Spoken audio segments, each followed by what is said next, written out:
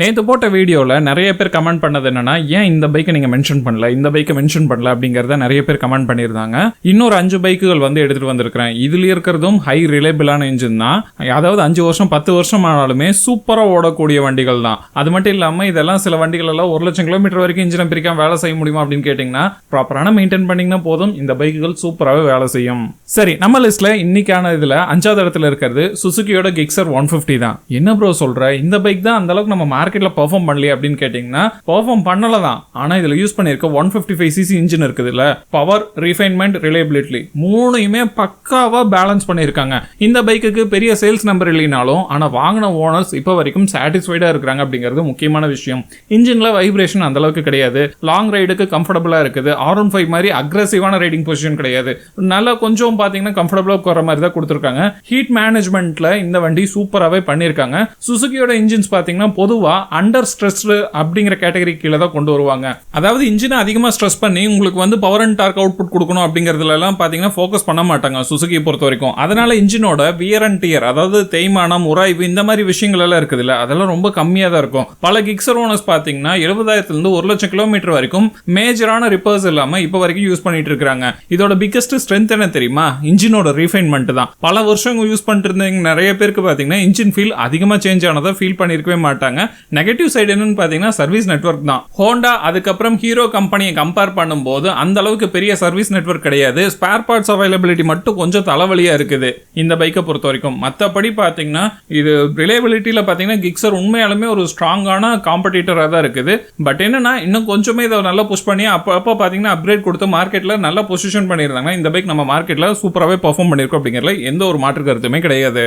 லிஸ்ட்ல 4வதா பார்க்க போறது, நிறைய பேர் ஸ்ப்ளெண்டர் பைக்கை பத்தி பேசுவாங்க, ஆனா HF Deluxe அண்டர் எஸ்டிமேட் பண்ணிருவாங்க. 97cc இன்ஜின், சிம்பிளான சீப்பான ரிலேபிளான இன்ஜின், அதுதான் HF Deluxe. நீங்க ஸ்ப்ளெண்டர் பிளஸ் வாங்கணும் அப்படின்னு சொல்லி போனீங்கன்னா மார்க்கெட்ல இப்ப இருக்கிற ரேட் பாத்தீங்கன்னா 1 லட்சம் ரூபாய் போயிடும். ஆனா அதுவே பாத்தீங்கன்னா HF Deluxe கிட்டத்தட்ட 71,000 தான் இந்த பைக்கோட பிரைஸே வந்து ஸ்டார்ட் ஆகுது. நான் சொல்றது ஆன் ரோட் பிரைஸ், சென்னையோடது. ஆக்சுவலா ஏன் இதுக்கு வந்து ரொம்ப ரிலேபிளான இன்ஜின் சொல்றேன்னா, ஆக்சுவலா ஸ்ப்ளெண்டர்ல யூஸ் பண்ற இன்ஜினும் இதுல யூஸ் பண்ற இன்ஜினும் ஒன்னே தான். பட் நிறைய பேர் பாத்தீங்கன்னா ஸ்ப்ளெண்டர் தான் ரொம்ப சூப்பரான பைக் அப்படின்னு சொல்லிட்டு 20,000 வரைக்கும் அதிகமாக கொடுத்து பர்ச்சேஸ் பண்ணிட்டு இருக்காங்க. இந்த பைக்ல இருக்கிற இன்ஜின் மெயின்டெனன்ஸ் காஸ்ட்டும் ரொம்ப கம்மி, ஸ்பேர் பார்ட்ஸும் சீப்பாவே கிடைக்கும், மெக்கானிக் அவைலபிலிட்டி அதிகம். இன்ஜின் பல வருஷமா ப்ரூவ் பண்ணப்பட்ட ஒரு இன்ஜின் தான். பல HF Deluxe பைக் 1 லட்சம் 2 லட்சம் கிலோமீட்டர் தாண்டியுமே ஓடிட்டு இருக்குது.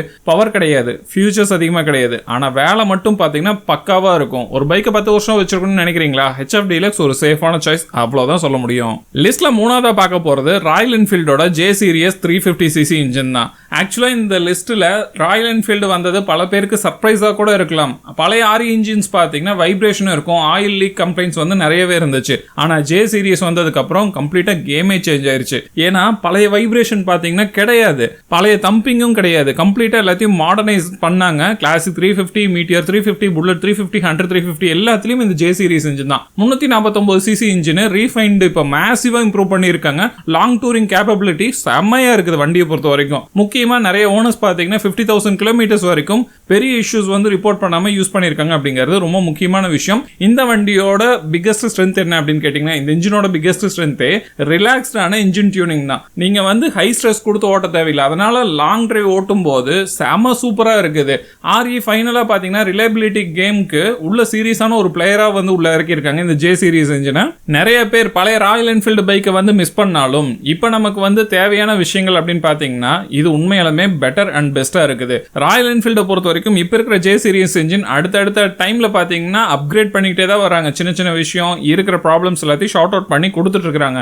முக்கியமான விஷயம் என்னன்னா, நாம பண்ண வேண்டிய ஒரே முக்கியமான விஷயம் service, oil changing, filter changing, இது எல்லாமே பாத்தீங்கன்னா ப்ராப்பரான டைம்ல ப்ராப்பரான கிலோமீட்டர்ஸ் கேப்ல வந்து ப்ராப்பரா மாத்திட்டோம்னா உண்மையாலுமே RE மட்டும் இல்ல எல்லா கம்பெனி பைக்ஸுமே அட்டகாசமா இருக்கும். நம்ம லிஸ்ட்ல 2வது இடத்துல இருக்கிறது, இந்த வண்டி ரொம்ப காலமாவே நம்ம மார்க்கெட்ல ஆக்குபை பண்ணி வச்சிருக்குது, ஹோண்டா ஷைன் தான். ஹோண்டா ஷைன்னு சொன்னாவே நிறைய பேருக்கு அவ்வளோ தெரியும் அந்த அளவுக்கு இதோட ரிலையபிலிட்டி எப்படி இருக்குன்ட்டு. இந்தியாவில் அதிகப்படியா விற்கப்பட்ட 125cc பைக்குகள்ல இதுவும் ஒரு முக்கியமான பைக். 123.94cc இன்ஜின் கொடுத்துருக்காங்க. சைலண்டான ஆப்ரேஷன் இருக்கும், நல்ல ஃபியூல் எஃபிஷியன்சி கொடுக்கும், மெயின்டெனன்ஸ் கம்மியான பிரைஸ்லயே பண்ணிடலாம் ஈஸியா. ஹோண்டா இன்ஜின்ஸ்க்கு ஒரு ரெப்புடேஷன் இருக்குது இல்ல, ஸ்டார்ட் பண்ணு ஓட்டு மறுபடியும் ஓட்டு, அவ்வளவுதான், ரொம்ப சிம்பிள் தான். இந்த பைக் பத்தி நீங்க பெருசா ஃபீல் பண்ணுங்கிற அவசியமே கிடையாது. ப்ராப்பரான மெயின்டெனன்ஸ் மட்டும் கொடுத்தீங்கன்னா வண்டி 1 லட்சம் லட்சம் 2 லட்சம் கிலோமீட்டர் வரைக்குமே இன்ஜினை பிரிக்காமே ஓடிட்டு இருக்கிற நிறைய பைக்குகள் இப்போ வரைக்கும் மார்க்கெட்ல இருக்குது. இன்ஜின் சவுண்டு ஸ்மூத்தா இருக்கும், கியர் ஷிஃப்ட்ஸ் எல்லாம் பாத்தீங்கன்னா அவ்வளோ ஸ்மூத்தா இருக்கும். கோல்டு ஸ்டார்ட் இஷ்யூஸ் எல்லாம் இதுல வண்டியில பாத்தீங்கன்னா ரொம்ப ரேர் தான். ரீசேல் வேல்யூ அப்படின்னு எடுத்துக்கிட்டீங்கன்னா கூட இந்த வண்டிக்கு ஸ்ட்ராங்கான ஒரு ரீசேல் வேல்யூ இருக்குது. 125cc கம்யூட்டர் செக்மெண்ட்டை பொறுத்த வரைக்கும் ரிலேபிலிட்டி கிங் அப்படின்னு சொன்னீங்கன்னா ஹோண்டா ஷைனுக்கு ஒரு பெரிய ஆப்பர்ச்சுனிட்டியா அந்த இடத்துல இருக்குது அப்படிங்கறத மறுக்க முடியாத உண்மை. ஏன்னா முதல்ல ஹீரோ அதுக்கப்புறம் ஹோண்டா அந்த காம்பினேஷன்ல வந்தப்போ இருந்த பைக்குக்கும் ஹீரோ தனியா போனதுக்கு அப்புறம் ஹோண்டா தனியா போனதுக்கு அப்புறம் ஏகப்பட்ட காம்படிஷன் போயிட்டு இருக்குது. அந்த இடத்துல பாத்தீங்கன்னா ரிலேபிலிட்டிக்கு ரெண்டுமே போட்டி போட்டாலுமே புதுசா வர இன்ஜின்ஸ்க்கு பாத்தீங்கன்னா ஹீரோ கம்பெனி கிட்ட இருந்து அவ்வளவு பெரிய ரெஸ்பான்ஸ் வந்து கிடையாது. ஆனா ஹோண்டா கம்பெனியோட இன்ஜின்ஸ் இப்போ வரைக்கும் ரிலேபிலிட்டி கேம்ல வந்து இன்னுமே சூப்பரா பெர்ஃபார்ம் பண்றாங்க அப்படிங்கறத உண்மை. இந்த லிஸ்ட்ல ஃபர்ஸ்ட் பிளேஸை பிடிச்சிருக்கிற பைக் போன வீடியோவில் எல்லாருமே கமெண்ட் பண்ண பைக்கான ஹோண்டாவோட யூனிகார்ன் பைக் தான். இப்போ வரைக்கும் டிசைன்லயோ இன்ஜின்லயோ மேஜரா எந்த சேஞ்சஸும் பண்ணாம அப்படியே மார்க்கெட்ல கொடுத்துட்டு இருக்காங்க. இப்போவுமே இந்த பைக்குக்கான ஃபேன் பேஸ் வந்து பயங்கரமா இருக்குது. ஆமா, நம்ம லிஸ்ட்ல இன்னைக்கு ஃபர்ஸ்ட் பிளேஸ்ல இருக்கிறது ஹோண்டா யூனிகார்ன் தான். நிறைய பேர் வந்து நினைச்சிட்டு இருந்த ஒரு விஷயம் என்ன அப்படின்னு பாத்தீங்கன்னா லாங் டேர்ம் ஓனர்ஷிப்க்கு நல்லா இருக்கணும், இன்ஜின் டியூரபிலிட்டி, ரீஃபைன்மெண்ட், ஓனருக்கான சாட்டிஸ்ஃபேக்ஷன் எல்லாத்தையும் சேர்த்து பார்க்கும்போது ஹோண்டா யூனிகார்ன் தான் அந்த இடத்துல டாப் பிளேஸ்ல வந்து இருக்குது. 162cc engine. இந்த இன்ஜின் பல வருஷங்களா இந்தியாவில் ப்ரூவ் பண்ணப்பட்ட ஒரு இன்ஜின். அது மட்டும் இல்லாம யூனிகார்ன் ஓனர்ஸ் ஒரு காமனான டைலாக் சொல்லுவாங்க, வண்டி பழசுதான்ப்பா, ஆனா இப்ப எடுத்து ஓட்டு வண்டி வேற மாதிரி இருக்கும்.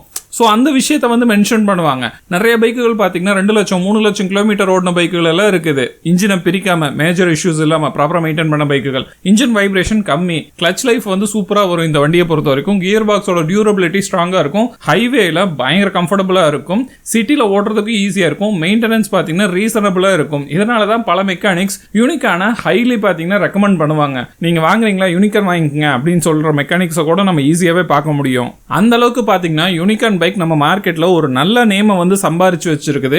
ஏன் இப்ப வரைக்கும் பாத்தீங்கன்னா டிசைனை கூட சேஞ்ச் பண்ணாம ஹோண்டா கம்பெனி சேல் பண்ணிட்டு இருக்காங்க, அப்பவுமே மக்கள் வாங்கிட்டு இருக்காங்க. இப்ப மத்த பைக்குகள் எல்லாம் பாருங்க, அப்கிரேட் பண்றோம், டிசைன்ல வந்து நாங்க ஃபேஸ் லிஃப்ட் பண்றோம் அப்படின்னு சொல்லிட்டு நிறைய விஷயங்களை மாத்தி கொடுக்குறாங்க. ஆனா ஹோண்டா கம்பெனி யூனிகார்ன் பொறுத்த வரைக்கும் அப்படியே தான் வச்சு மெயின்டைன் பண்ணிட்டு இருக்காங்க. அதுதான் இங்க ஹைலி ஒரு முக்கியமா மென்ஷன் பண்ண வேண்டிய ஒரு விஷயம். சரி நண்பா, வீடியோவோட கடைசிக்கு வந்துட்டோம். இந்த பைக் எல்லாமே 2 வருஷம் 3 வருஷம் எல்லாம் யூஸ் பண்ணியுமே நல்ல சூப்பரான பைக்குகளா இருக்குது. பார்ட் 1 வீடியோலயும் நம்ம 5 பைக்குகள் கவர் பண்ணோம். Splendor plus, SP 125, FZS, Pulsar N160, TVS Apache RTR 164, இந்த மாதிரி பைக்குகள் எல்லாத்தையும் மென்ஷன் பண்ணோம். ஆனா இந்த லிஸ்ட்டை பொறுத்த வரைக்கும் நான் என்ன சொல்றேன் அப்படின்னு கேட்டீங்கன்னா, என்னோட ஒப்பீனியன் படி மைலேஜ்ல கிங்கா வேணும் ஒரு பைக் வேணும் அப்படின்னா நீங்க HF Deluxe வந்து சூஸ் பண்ணலாம். டூரிங்ல ரிலையபிலிட்டி வேணும், நான் அதிகமா லாங் டிரைவ் தான் ஓட்டுவேன், எனக்கு மைலேஜ் பத்தி ஒரு கிடையாது, மெயின்டெனன்ஸ்க்கு நான் செலவு பண்றதுக்கும் ரெடி, ப்ராப்பரா எனக்கு இருந்துச்சுன்னா போதும் அப்படின்னா நீங்க ராயல் என்ஃபீல்டோட J சீரிஸ் இன்ஜினை வந்து நீங்க ப்ரிஃபர் பண்ணலாம்.